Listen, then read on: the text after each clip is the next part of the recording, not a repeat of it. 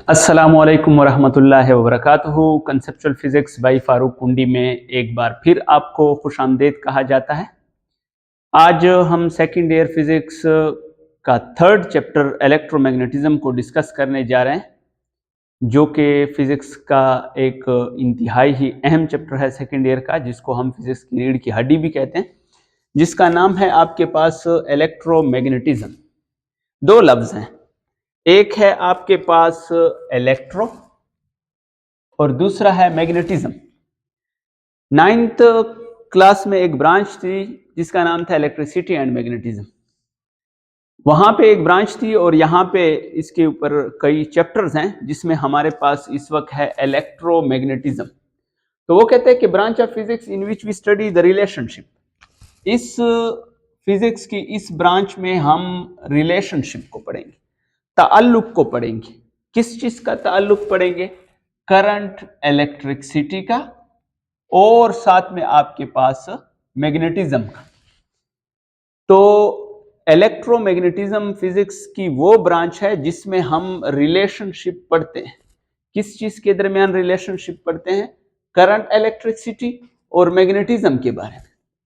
याद रखें कि इस इलेक्ट्रोमैग्नेटिज्म से पहले इलेक्ट्रिसिटी और मैग्नेटिज्म को दो अलग पैरामीटर्स, दो अलग ब्रांचेस कंसीडर करते थे। लेकिन एक साइंटिस्ट था 1820 में, जिसका नाम क्रिस्टन अरेस्टेड था, उसने ये चीज एक्सप्लेन कर दी और ये चीज प्रूव कर दी कि इलेक्ट्रिसिटी, जिसे हम करंट इलेक्ट्रिसिटी कहते हैं, और मैग्नेटिज्म, जिसको हम मैग्नेटिक फील्ड, ये सारा कुछ कहते हैं, इनका आपस में बड़ा गहरा ताल्लुक है।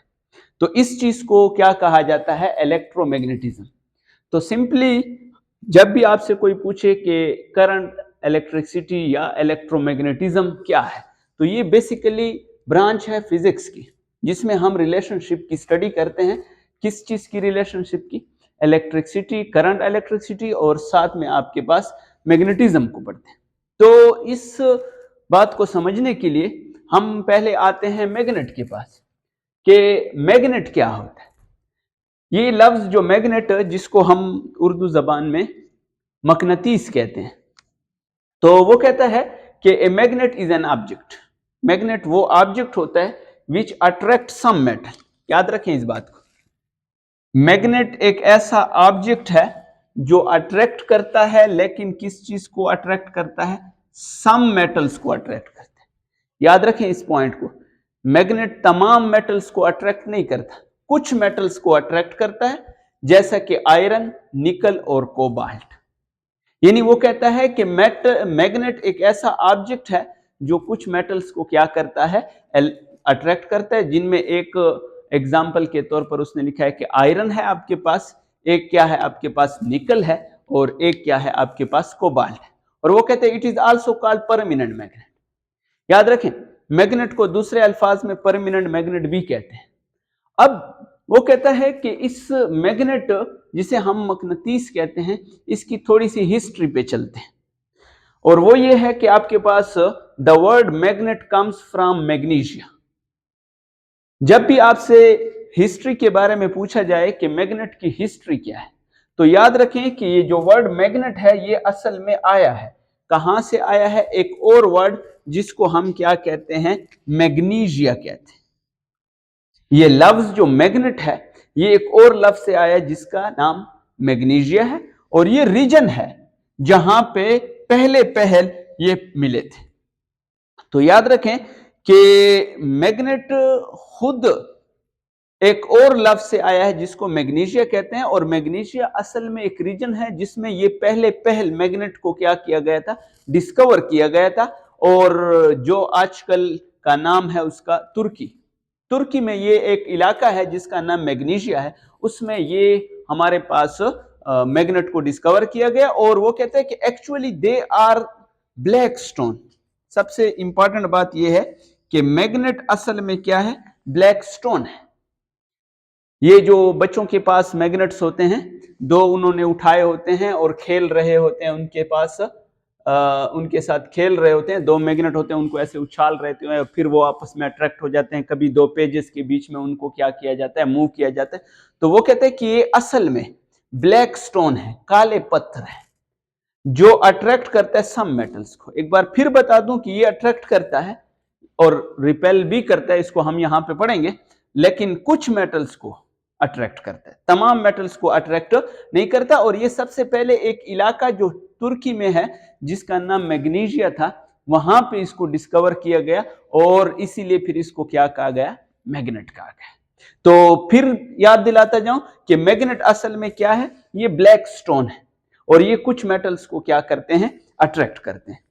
इलेक्ट्रोमैग्नेट, देखिए इसको कहा जाता है परमानेंट मैग्नेट, ये हमेशा मैग्नेट रहते हैं। ये जो काले पत्थर हैं जिसको मैग्नीशिया कहते थे, बाद में जाके इंग्लिश में इसको मैग्नेट कहा गया, जो कि कुछ मेटल्स को क्या करता है, अट्रैक्ट करता है। ये बाद में एक साइंटिस्ट था जिसका नाम क्रिस्टन अरेस्टेड था, जो मैंने कहा कि रिलेशनशिप दी है मैग्नेटिज्म और करंट इलेक्ट्रिसिटी के बारे में।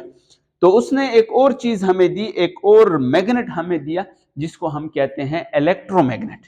ये परमानेंट मैग्नेट है, ये तमाम सूरत हाल में, हर कंडीशन में ये मैग्नेट जो होता है ये अट्रैक्ट करता है कुछ मेटल्स को और हमेशा अट्रैक्ट करता रहता है, इसलिए इसको क्या कहा जाता है, परमानेंट मैग्नेट।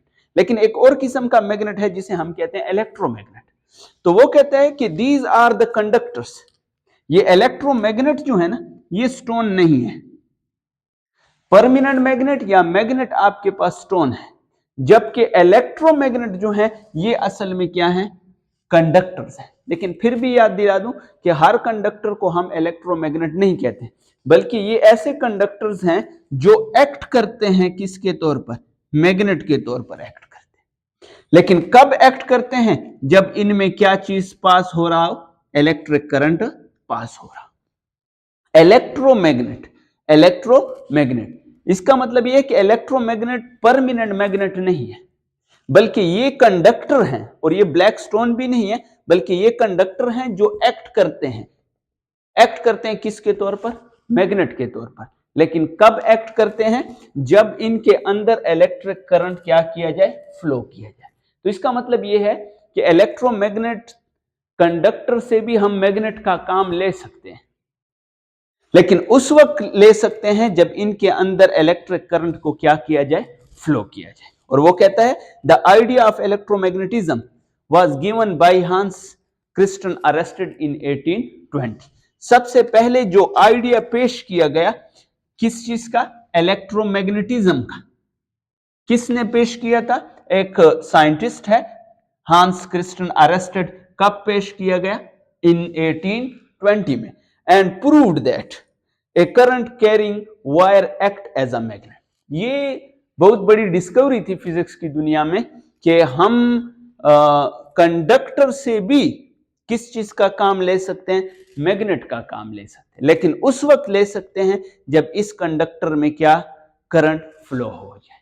तो इसका मतलब यह है कि इलेक्ट्रोमैग्नेटिज्म यानी हम इलेक्ट्रिसिटी को मैग्नेटिक के साथ रिलेट कर सकते हैं, और उस वक्त रिलेट कर सकते हैं जब इलेक्ट्रिसिटी, जब इलेक्ट्रिक करंट फ्लो हो किस चीज में, आपके पास एक कंडक्टर में, तो ये फिर किसके तौर पर एक्ट कर सकता है, एक मैग्नेट के तौर पर एक्ट कर सकता है। तो ये एक और इंपॉर्टेंट पॉइंट है, आपसे पूछ सकते हैं कि इलेक्ट्रोमैग्नेटिज्म का आइडिया देने वाला बंदा कौन था और कब दिया गया। दिया गया 1820 में, और किसने दिया था, आपके पास हांस क्रिस्टियन अरेस्टेड। और उसने ये चीज प्रूव कर दी थी कि हमारे पास एक करंट कैरिंग वायर जो है, करंट कैरिंग वायर, ये भी एक्ट कर सकता है, किसके तौर पर एक्ट कर सकता है, मैग्नेट के तौर पर एक्ट कर सकता है। तो ये उसने ऐसे हवा में कोई बात नहीं की और अचानक से कोई ऐसी प्रूफ नहीं हो गया, बल्कि आपको आज पढ़ाते हैं कि अरेस्टेड की ऑब्जर्वेशन, उसने कुछ ऑब्जर्वेशंस ली और ऑब्जर्वेशन की बेस पे उसने कुछ कंक्लूजन्स लिए और फिर कहा कि हम क्या कर सकते हैं, एक करंट कैरिंग वायर से भी मैग्नेट का काम ले सकते हैं। लेकिन कब, जब उसके अंदर क्या फ्लो किया जाए, करंट फ्लो किया जाए। तो क्रिस्टियन अरेस्टेड की आपके पास कुछ ऑब्जर्वेशन है। तो याद रखें कि आपको बताता चलूं कि ये एक कंडक्टर है, 4 केसेस हैं आपके पास, बल्कि 3 केसेस हैं, एक आपके पास उसका एक कंक्लूजन के लिए है। तो उसने एक कंडक्टर लिया है और ये एक सर्किट है, और ये बैटरी का एक सिंबल है आपके पास। लेकिन ये सर्किट आपके पास इस वक्त क्या है, ओपन है। आपको याद दिलाता जाऊं कि दो किस्म के सर्किट होते हैं, एक को हम ओपन सर्किट कहते हैं और एक को हम क्या कहते हैं, क्लोज सर्किट। ओपन सर्किट में करंट नहीं होता, नो करंट। ओपन सर्किट में हमेशा करंट कितना होता है, जीरो होता है। तो क्रिस्टन अरेस्टेड ने क्या किया, उसने एक कंडक्टर लिया और उसके करीब कंपास नीडल रखा। ये जो है इसको हम कहते हैं कंपास नीडल। और कंपास नीडल जो है ये उस वक्त हिलती है जब इसके आसपास कोई मैग्नेट पड़ा हुआ। इस पॉइंट को याद रखें कि ये कंपास नीडल जो है ये उस वक्त डिफ्लेक्शन करती है जब इसके करीब कोई मैग्नेट पड़ा हो। तो इसने क्या किया कि कंडक्टर के करीब चार जगहों के ऊपर क्या रख दिया, मैग्नेटिक नीडल, जिसको हम कंपास नीडल भी कहते हैं। और सर्किट इस वक्त क्या है, ओपन, यानी इस वक्त करंट जो है कोई करंट नहीं गुजरा। तो ये जो मैग्नेटिक नीडल थे ये अपनी ही जगह पे थे। जिस मैग्नेटिक नीडल को जहां पे रखा गया वही मैग्नेटिक नीडल वहीं पे पड़ी रही। फिर इसने सर्किट को क्या कर दिया, क्लोज कर दिया। जैसे ही इसने सर्किट को क्या किया, क्लोज किया, तो ये जो मैग्नेटिक नीडल थी ये हिल गई। मैग्नेटिक नीडल ने क्या कर लिया, डिफ्लेक्शन कर ली। मैग्नेटिक नीडल जिसको हम कंपास नीडल भी कहते हैं, ये क्या हो गए, डिफ्लेक्ट्स हो गए। और जब मैग्नेटिक नीडल डिफ्लेक्ट्स हो गए, इसने दोबारा क्या किया, सर्किट को ओपन किया। ये मैग्नेटिक नीडल दोबारा अपनी जगह पे आ गए। तो इसने कहा कि ये क्या बात हुई कि जब इस कंडक्टर के अंदर करंट गुजरता है तो ये मैग्नेटिक नीडल डिफ्लेक्ट्स हो जाते, और जैसे ही करंट गुजरना बंद हो जाएगा मैग्नेटिक नीडल दोबारा अपनी जगह पे आ गए। फिर इसने क्या किया, करंट की डायरेक्शन को बदल दिया। याद रखिए कि ये जो लंबा टर्मिनल होता है इसको हम पॉजिटिव लेते हैं और ये जो शॉर्टर टर्मिनल होता है इसको नेगेटिव। और आपको पता है कि करंट की जो डायरेक्शन होती है वो हमेशा बाय कन्वेंशन पॉजिटिव से किधर होती है, आपके पास नेगेटिव। तो ये करंट की डायरेक्शन है, करंट इधर जा रहा है पॉजिटिव से नेगेटिव की तरफ। तो मैग्नेटिक नीडल यूं अरेंज है, ये यूं अरेंज। अब हमारे पास जब करंट यूं जा रहा है यूं, तो ये मैग्नेटिक नीडल जो है आपके पास यूं डिफ्लेक्ट हो गए। और फिर इसने क्या कर दिया कि करंट की डायरेक्शन बदल दी। जो टर्मिनल नेगेटिव था उसको क्या बना दिया, पॉजिटिव बना दिया, और जो टर्मिनल उसका पॉजिटिव था उसने क्या कर दिया, उसको नेगेटिव। यानी करंट ने अपनी, अब पहले अगर करंट ऊपर जा रहा है तो अब करंट किधर आ रहा है, नीचे आ रहा है। ये करंट की डायरेक्शन, ये करंट की क्या है आपके पास डायरेक्शन, यूं। तो जैसे ही उसने करंट की डायरेक्शन को बदला तो मैग्नेटिक जो नीडल थे, मैग्नेटिक नीडल, उन्होंने अपनी डायरेक्शन को क्या कर दिया, बदल दिया। Magnetic needle deflects in other direction. फिर इसने क्या कर दिया, करंट को फिर स्टॉप करा दिया। फिर मैग्नेटिक नीडल अपनी जगह पे आ गई। फिर इसने क्या कर दिया, करंट को फ्लो कराना शुरू कर। फिर जो नीडल थे वो क्या हो गए आपके पास, डिफ्लेक्ट हो गए, लेकिन अदर डायरेक्शन। यहां पे याद रखें कि इधर करंट की डायरेक्शन और थी तो मैग्नेटिक नीडल की डिफ्लेक्शन भी और थी। और इधर क्या है आपके पास, करंट की डायरेक्शन और हो गई। पहले यहां पे नीचे से ऊपर करंट जा रहा है, अब क्या है आपके पास, ऊपर से नीचे आ रहा है। तो हमारे पास जैसे ही करंट ने अपनी डायरेक्शन बदली तो मैग्नेटिक नीडल ने भी अपनी डायरेक्शन, डिफ्लेक्शन की डायरेक्शन क्या कर दी, बदल दी। अब इस डायग्राम की तरफ बाद में बढ़ते हैं, कंक्लूजन की तरफ आते हैं। इन तीन एक्सपेरिमेंट से, इन तीन ऑब्जर्वेशन से क्रिस्टन अरेस्टेड ने कुछ कंक्लूजन ली। और पहली कंक्लूजन ये है कि whenever electric current flows in a conductor there will be magnetic field around it. उसने कहा कि जब कभी भी करंट फ्लो करेगा किसी कंडक्टर के अंदर, करंट फ्लो करेगा किसी कंडक्टर के अंदर, तो वहां पे उसके इर्द गिर्द क्या होगा, मैग्नेटिक फील्ड होगा। क्योंकि उसने जब करंट गुजरना बंद कर दिया तो मैग्नेटिक नीडल अपनी जगह पे आ गई। जैसे ही उसने करंट फ्लो कराना शुरू कर दिया मैग्नेटिक नीडल फौरन डिफ्लेक्ट हो गई। और तो इस ऑब्जर्वेशन से उसने कंक्लूड किया कि जब भी किसी कंडक्टर के अंदर करंट फ्लो होगा उसके इर्द गिर्द क्या होगा, आपके पास मैग्नेटिक फील्ड होगा। दूसरा conclusion, by changing the direction of current, अगर आप करंट की डायरेक्शन को चेंज कर दें, किसकी डायरेक्शन को चेंज कर दें, by changing the direction of electric current, the direction of magnetic field also change. यानी जब करंट इस डायरेक्शन में फ्लो हो रहा था तो मैग्नेटिक नीडल किसी एक डायरेक्शन में जो डिफ्लेक्ट थे, तो जैसे ही उसने करंट की डायरेक्शन को बदल दिया, मैग्नेटिक फील्ड की डायरेक्शन भी क्या हो गई, बदल गई। कभी कभी ये पूछते रहते हैं कि अगर हम करंट की डायरेक्शन को बदल दें तो मैग्नेटिक फील्ड जो करंट कैरिंग कंडक्टर के इर्द गिर्द होता है क्या वो भी बदलेगा? तो yes, whenever you change the direction of current, the direction of magnetic field also change. ये उसकी दूसरी ऑब्जर्वेशन थी। दूसरा कंक्लूजन था। तीसरा कंक्लूजन ये था कि इलेक्ट्रिक करंट और मैग्नेटिक फील्ड हमेशा क्या रहेंगे, परपेंडिकुलर रहेंगे। डायरेक्शन करंट और मैग्नेटिक फील्ड जो है ये हमेशा क्या रहेंगे, परपेंडिकुलर रहेंगे एक दूसरे के। इस बात को समझने के लिए हम इस तीसरे पॉइंट पे आते हैं, और तीसरा पॉइंट ये कि the direction of magnetic field can be found by right hand rule. जब भी आप किसी कंडक्टर के गिर्द मैग्नेटिक फील्ड की डायरेक्शन को फाइंड करना चाहें तो आप कौन सा रूल इस्तेमाल करेंगे, राइट हैंड थंब रूल 1। एक और रूल भी आएगा जिसे हम राइट हैंड थंब रूल 2 कहेंगे, लेकिन वो आगे एक और सोलिनॉइड के केस में आएगा। तो याद रखें कि अगर आपने किसी कंडक्टर के गिर्द मैग्नेटिक फील्ड की डायरेक्शन को क्या करना है, इंडिकेट करना है, डिटरमाइन करना है, तो आपने कौन सा रूल इस्तेमाल करना है, राइट हैंड थंब रूल। और अगर वो कंडक्टर स्ट्रेट है तो फिर आपने थंब रूल 1।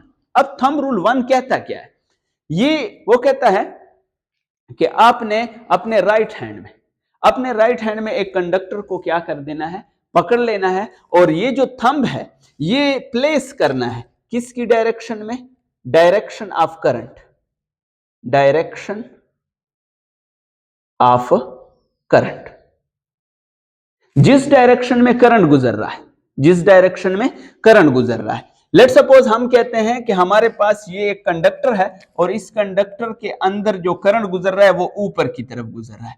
तो करंट बाय कन्वेंशन पॉजिटिव से किधर जाता है, नेगेटिव की तरफ जाता है, पॉजिटिव से नेगेटिव। तो करंट की डायरेक्शन क्या है, ऊपर की तरफ, ये करंट की डायरेक्शन। तो जैसे ही लेट सपोज हम कहते हैं कि हमारे पास ये एक कंडक्टर है और इस कंडक्टर को हमने अपने राइट हैंड में पकड़ लिया है, तो वो कहते हैं अपने थंब को करंट की डायरेक्शन में रख, जिस डायरेक्शन में क्या जा रहा है, करंट। और ये जो आपके चारों उंगलियां इनको कर्ल दे दो, इनको क्या दे दो, कर्ल दे दो। तो ये शो करेंगे किस चीज की डायरेक्शन को शो करेंगे, मैग्नेटिक फील्ड की डायरेक्शन को शो करेंगे। तो इसका मतलब ये है कि ये जो कर्ल ऑफ द फिंगर है, कर्ल, कर्ल कहते हैं घुमाव को, कर्ल का मतलब है घुमाव।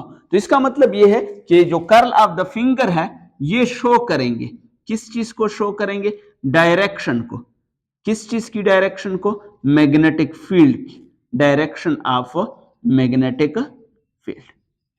याद रखें, अगर आपने लेट सपोज ये एक कंडक्टर है, इस कंडक्टर में करंट इधर जा रहा है और आप इसके इर्द गिर्द मैग्नेटिक फील्ड की डायरेक्शन को फाइंड करना चाहते हैं, तो राइट हैंड रूल कहता है कि आप अपने राइट हैंड में इस कंडक्टर को ऐसे पकड़ लें कि ये थंब जो है ये करंट की डायरेक्शन है। तो ये जो कर्ल ऑफ द फिंगर है ये किसकी डायरेक्शन देंगे आपको, मैग्नेटिक फील्ड की डायरेक्शन। तो इसका मतलब ये है कि अगर हम इसको देखें तो ये करंट ऊपर की तरफ जा रहा है, तो जैसे ही हम इसको पकड़ लेंगे यूं ऊपर की तरफ, तो ये जो कर्ल ऑफ द फिंगर है ये किसकी डायरेक्शन आपको देंगे, मैग्नेटिक फील्ड की डायरेक्शन आपको देंगे। जरा इस फिगर पे आए, अगर करंट ऊपर जा रहा है तो मैग्नेटिक फील्ड क्या होगा, ये ऊपर जाने की वजह से मैग्नेटिक फील्ड क्या है, यूं पड़ा। तो यूं समझे कि मैग्नेटिक नीडल जो है, इसको थोड़ा सा करेक्ट कर लेते हैं कि ये मैग्नेटिक नीडल इस डायरेक्शन में क्या हो जाएंगी, अरेंज हो जाएंगी। मैग्नेटिक नीडल इस डायरेक्शन में क्या हो जाएंगे आपके पास, अरेंज हो, क्योंकि हमारे पास ये करंट की डायरेक्शन ये यूं जाएगा, यूं।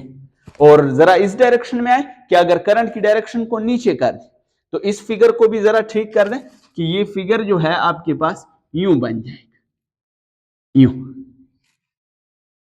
यूं। यूं। इसी के ऊपर, इसी राइट हैंड थंब रूल को अगर हम अप्लाई करें तो करंट की डायरेक्शन क्या है, नीचे की तरफ, तो ये यूं जाएगा, ये यूं, करंट नीचे की तरफ जा रहा है, मैग्नेटिक फील्ड क्या होगा, इस डायरेक्शन में। तो याद रखें कि इलेक्ट्रिक करंट और मैग्नेटिक फील्ड हमेशा क्या होंगे आपके पास, परपेंडिकुलर। तो एक बार फिर आपको याद दिला दूं कि इलेक्ट्रोमैग्नेटिज्म फिजिक्स की वो ब्रांच है जिसमें हम इलेक्ट्रिसिटी और मैग्नेटिज्म का आपस में क्या करते हैं, ताल्लुक पढ़ते हैं, जिसमें आपके पास एक मैग्नेट है। मैग्नेट असल में क्या है, ब्लैक स्टोन है, जो फर्स्ट ऑफ ऑल कहां पे पाए गए, आपके पास एक इलाका है मैग्नीशिया जो तुर्की में पाया जाता है, वहां पे पाए गए, और ये क्या थे आपके पास, ब्लैक स्टोन थे। और फिर था इलेक्ट्रोमैग्नेटिज्म, और इलेक्ट्रोमैग्नेटिज्म का आइडिया देने वाला बंदा क्या था आपके पास, क्रिस्टियन अरेस्टेड, और कब दिया था आपके पास, 1820। नेक्स्ट हमारा पास टॉपिक होगा आपके पास force on a current carrying conductor, उसकी तरफ बढ़ेंगे। Thank you.